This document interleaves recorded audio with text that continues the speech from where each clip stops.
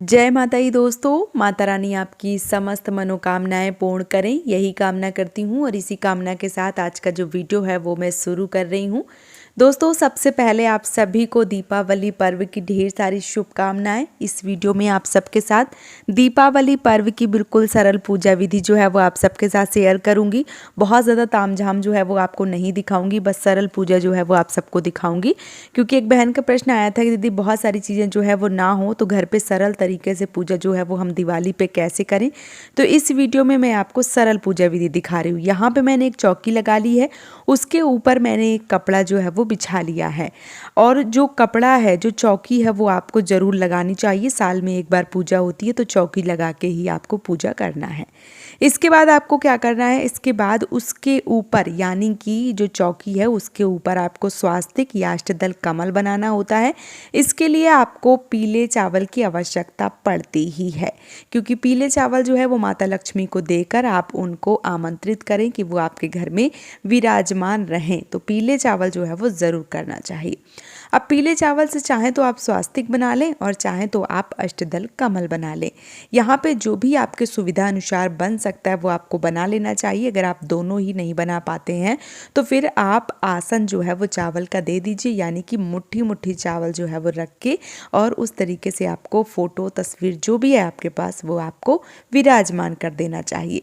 तो यहाँ पे मैं पीले चावल जो है वो ले रही हूँ। पीले चावल लेने के बाद में यहाँ पे मैं बनाने वाली हूँ स्वास्तिक। आप अष्टदल कमल या स्वास्तिक बना लें। अगर कुछ नहीं बना पाते हैं तो फिर आपको जो आसन है चावल का वो दे देना चाहिए और पीले चावल की ही प्राथमिकता देनी है। यहाँ पे स्वास्तिक जो है वो कुछ इस प्रकार से मैंने बना लिया है।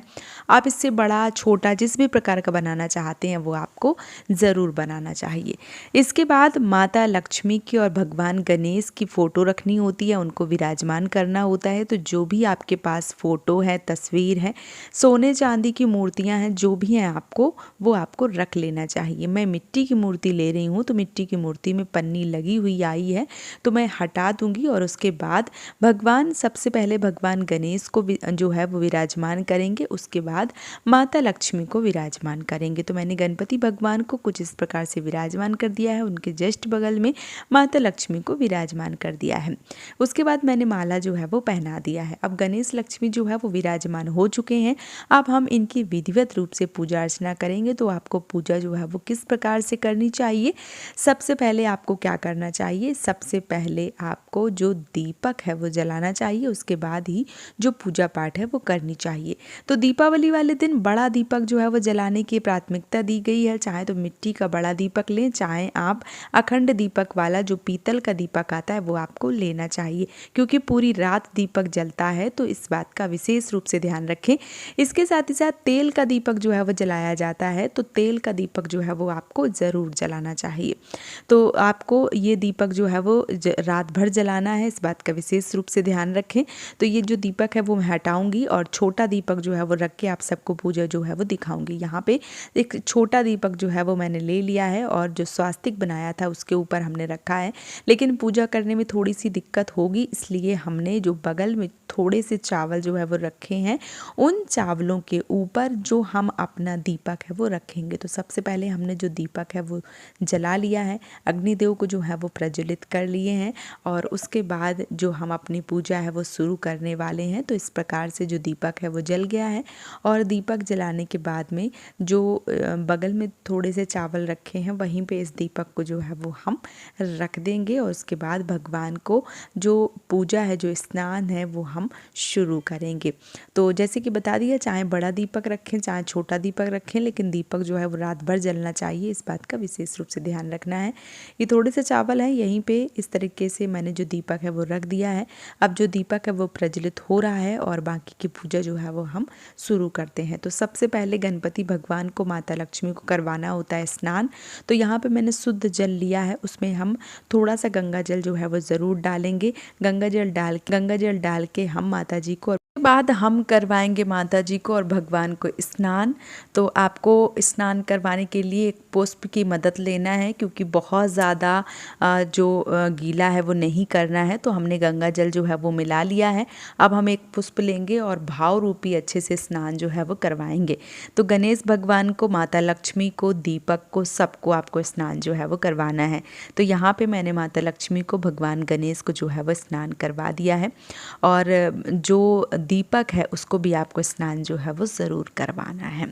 तो यहाँ पे जो स्नान है वो हो चुका है। स्नान करने के बाद में जो दीपक को स्नान है वो भी हम यहाँ पे करवा रहे हैं, और इसके बाद हम करेंगे दीपक का पूजन। तो दीपक को पूजन करने के लिए हमने यहाँ पे हल्दी, चावल, रोली, कुमकुम जो है वो लेके और एक पुष्प जो है वो लेके कर दिया है पूजा। इसके बाद माता लक्ष्मी को हम फूल जो है वो चढ़ा रहे हैं। कमल का फूल मिल जाता है तो अति उत्तम है, नहीं मिलता है तो जो भी फूल है आपके पास वो आपको ज़रूर चढ़ाना चाहिए। तो हमने माता लक्ष्मी को, भगवान गणेश को पुष्प समर्पित कर दिया है। अब हम कुमकुम का तिलक जो है वो माता लक्ष्मी को करेंगे और भगवान गणेश को करेंगे चंदन का तिलक। तो इस प्रकार से दोनों लोगों को जो तिलक है वो हमने कर दिया है। अब जो वस्त्र होते हैं वो उड़ाए जाते हैं। तो आप अगर वस्त्र हैं तो उड़ा दीजिए। पीला जो है वो भगवान गणेश को, लाल माता लक्ष्मी को। और अगर वस्त्र नहीं है तो यहाँ पे कलावा रूपी वस्त्र जो है वो आपको ज़रूर उड़ाना चाहिए, ज़रूर पहनाना चाहिए। तो यहाँ पे जो चुनरी है वो थोड़ी सी बड़ी है, तो इस प्रकार से मैं थोड़ा सा मोड़ के फोल्ड करके जो है वो उड़ा रही हूँ। आप जब लेके आएँ तो साइज़ का ही लेके आएँ, इस बात का विशेष रूप से ध्यान रखें। तो यहाँ पे हमने जो चुनरी है वो उड़ा दी है, माता जी को भी और भगवान गणपति को जो है वो भी उड़ा दी है। तो ये दोनों लोग जो है वो चुनरी ओढ़ लिए हैं। इस प्रकार से देखिए बहुत ज़्यादा खूबसूरत लग रहे हैं, सुंदर लग रहे हैं चुनरी जो है वो ओढ़ने के बाद में। इस प्रकार से देखिए जो चुनरी है वो हमने उड़ा दी है। अब हमें क्या करना है, आपके पास जो जनेऊ है अगर है तो वो ज़रूर पहनाएं। मेरे पास जनेऊ था तो मैंने जो जनेऊ है वो यहाँ पे समर्पित कर दिया है। तो है तो ज़रूर चढ़ाएं, नहीं है तो कोई दिक्कत नहीं है। इसके बाद दीपावली में 5 दीपों का दान करना विशेष रूप से फलदायी माना गया है। ये 5 दीपक विशेष रूप से महत्वपूर्ण होते हैं। ये गाय के घी के दीपक होते हैं, या घी से दीपक जो है वो आप जला सकते हैं किसी भी तरीके से, किसी भी चीज़ से। मान लीजिए चाहे वो गाय के हैं, भैंस के हैं, कोशिश करिए गाय का घी मिल जाता है तो गाय के घी से ही जलाएं। इसके बाद यहाँ पे कलश में हमारे यहाँ लाई जो है वो भरने का विधान है। अगर आपके यहाँ भरी जाती है तो आप भरें, और अगर आपके यहाँ ये लाई जो है वो कलश में नहीं भरी जाती है, कलश रखा जाता है, तो आप कलश जो है वो भी रख सकते हैं। हमने यहाँ पे लाई जो है वो कलश में भर दी है। इसके बाद हम क्या करेंगे, जो भी खील हैं, बतासा हैं, पेड़े हैं, जो भी हैं वो आप इस जो कलश है उसके ऊपर रखेंगे। यहाँ पे बहुत सारे लोग जो अगरबत्ती है वो जलाते हैं, इसी में जो मान लीजिए कि कलश है जिसमें लाई भरी है उसमें खोसते हैं। तो अगर आप खोसना चाहते हैं तो देख लीजिए बस बांस की अगरबत्ती जो है वो ना हो। जो भी आप धनतेरस में सामान लाए हैं वो यहीं पे रखें। जैसे चांदी का गिलास जो है वो मैंने लिया था तो ये चीज़ें जो है वो रख दी हैं। इसके बाद जो खील, बतासा है वो आपको रखना है। पेड़ा, जो भी आपके घर में मिठाई जो है वो बनी है या बाजार से आई है, वो आपको सब कुछ जो है वो रखना है।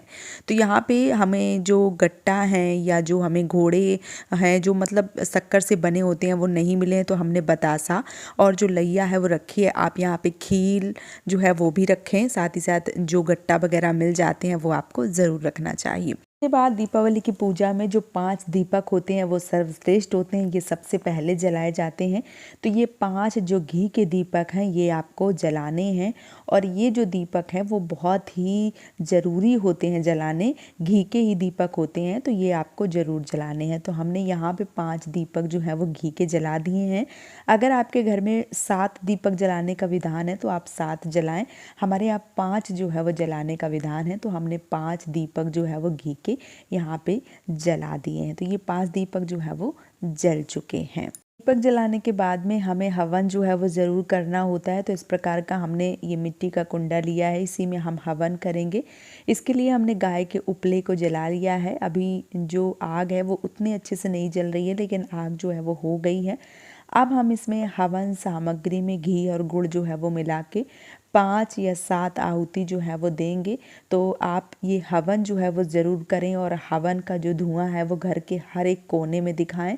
दीपावली वाले दिन इस हवन को ज़रूर किया जाता है। तो यहाँ पे थोड़ा सा कपूर जो है वो हम डाल देंगे और जो आग है वो जला देंगे, ताकि जब हम हवन सामग्री डालें तो ये जो मान लीजिए कि हवन कुंड है वो बहुत ही अच्छे से सुगंधित हो जाए और हर जगह इसका जो धुआं है वो देखने को मिले। तो यहाँ पे हमने जो आग है वो जला दी है। इसके बाद अब हम आहुतियाँ जो है वो ज़रूर डालेंगे। तो ये आहुति जो है, हवन जो है, ये आपको ज़रूर करना होता है। एक चीज़ यहाँ पे और बोलना चाहूँगी कि आज के दिन बहुत सारे लोग इस हवन में, अगर जिनके घर में छोटे बच्चे होते हैं, हवन में जो लौंग है वो मतलब आग में थोड़ा सा जिस तरीके से धुनी है वो मतलब दिखाई जाती है, उसी प्रकार से इसी धुएं में दिखा के और जो जोड़े होते हैं लौंग के वो रखते हैं, फिर अपने छोटे बच्चों के गले में पहना देते हैं, जिससे उनको नज़र इत्यादि जो है वो नहीं लगती है। तो अगर आपके घर में ऐसी परंपरा है तो आप कर सकते हैं, और अगर नहीं भी है तब भी आप इस धुएं से जो लौंग है वो थोड़े से मतलब पूजा करके और यहीं पे माता लक्ष्मी के पास रख के और फिर अपने बच्चों को बांधिए। फिर बच्चे कहीं भी चले जाते हैं, उनको नज़र जो है वो नहीं लगती है। तो अगर आप ये चीज़ करना चाहते हैं तो ज़रूर कर दीजिए। जो आग है वो बहुत अच्छे से नहीं हो रही थी, मैंने सारी चीज़ें जो है वो डाल दी। उसके बाद मैं थोड़ा सा कपूर जो है वो डाल के और जो आग है वो फिर से लगा रही हूँ। तो आप आग जो है वो थोड़ी सी ज़्यादा रखें ताकि बार बार जलाने की जो मान लीजिए कि ज़रूरत है वो ना पड़े। अब यहाँ पे हवन जो है वो हो चुका है। अब हम यहाँ पे हमने पानी जो है वो रखा है और अब हम आचमन जो है वो करने वाले हैं। तो यहाँ पे आप जो लाई और मान लीजिए खील होती है वो आप चाहें तो माता लक्ष्मी को ऊपर से भी डाल सकती हैं, या आप चाहें तो ऐसे ही चढ़ा भी सकती हैं। और इसके बाद जो है वो आचमन करना होता है 3 बार, 5 बार, 7 बार। हाथ जो है वो हाथ में जल लेके इस प्रकार से सारी पूजा में घुमाना होता है, जिससे आचमन जो है वो हो जाता है। तो ये जो आचमन है वो ज़रूर किया जाता है। इस प्रकार से 3 बार जो है वो घुमा के आचमन जो है वो मैंने कर दिया है। तो ये एकदम से सरल पूजा जो है वो मैंने दिखाई है। बिल्कुल कम सामान में आप दीपावली की पूजा कैसे कर सकते हैं, ये चीज़ जो है वो आप सब देख सकते हैं। कितनी आसानी से, कितने सरल तरीके से मैंने बता दिया है। अगर आप सबको ये वीडियो पसंद आया है तो आप मुझे सपोर्ट ज़रूर करें, इस चैनल को सब्सक्राइब करके और वीडियो को लाइक करके। आप सभी माताओं बहनों को, भाई बंधुओं को दीपावली पर्व की ढेर सारी शुभकामनाएं। जय माता दी दोस्तों।